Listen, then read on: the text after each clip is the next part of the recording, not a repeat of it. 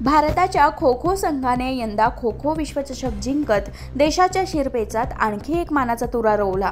या जगज्जेत्या संघात बदलापूरच्या रेश्मा राठोडचाही समावेश होता। विश्वचषक जिंकून बदलापुरात आल्यानंतर रेश्माच्या शिवभक्त विद्यामंदिर शाळेने तिची जंगी मिरवणूक काढली। ढोल ताशांच्या गजरात विद्यार्थ्यांनी रेश्माचं स्वागत केलं।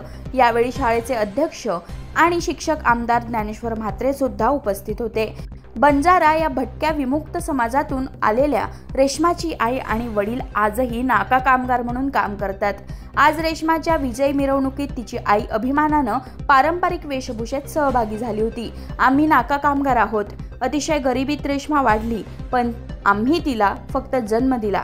तिला घडवण्याचं काम तिच्या शाळेने आणि प्रशिक्षकांनी केलं आणि आमच्या मुलीने आमचं आणि शाळेचं नाव देशात गाजवलं, अशी प्रतिक्रिया रेश्माची आई धमीबाई राठोड यांनी दिली।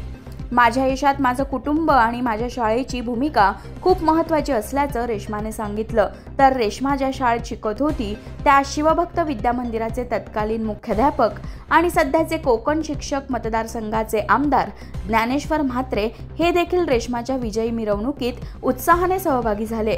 रेश्माचा अभिमान वाटत असल्याची प्रतिक्रिया त्यांनी दिली। बदलापूरच्या वडवली गावातील शिवभक्त विद्यालयात मैदानी खेळांना नेहमीच प्राधान्य दिलं जातं। खो खो, कबड्डी अशा खेळांच्या स्पर्धाही इथं घेतल्या जातात। क्रिकेटची लोकप्रियता असलेल्या देशाने खो खोचा विश्वचषक जिंकणं ही बाब येत्या काळात खो खोची लोकप्रियता वाढवणारी ठरेल, हे मात्र नक्की। या शाळेचा मुख्याध्यापक मीच आहे।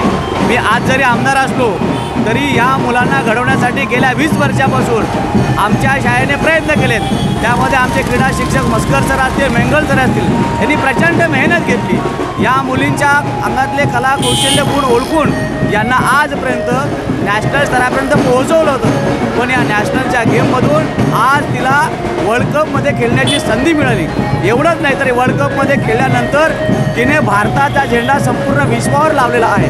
आज बदलापूरचं नाव संपूर्ण भारतभर करणारी आमची रेश्मा राठोड अतिशय गरीब घरातली आहे।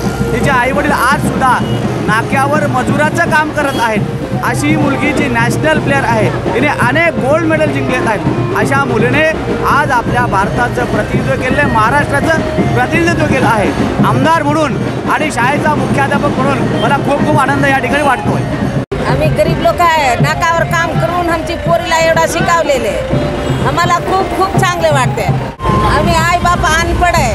अच्छा, आम्ही कोई शाळा नाही शिकले, काय नाही, आम्ही अनपढ आहे। आई बापा आमची पोरीला चांगले शिक्षण दिले। आम्ही 3 वर्षाची होती ते मुलगी तेव्हा आम्ही शाळेला टाकलेले ते।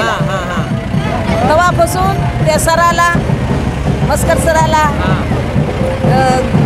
मेंगल सराला ते लोकांनी आम्ही पैदा केले, ते लोकांच्या हातात दिलेले माझ्या मुलगीला त्यांनी घडवलं। हां, मला खूप आनंद होतोय आणि ज्यांनी माझ्यावर एवढी मेहनत घेतली त्या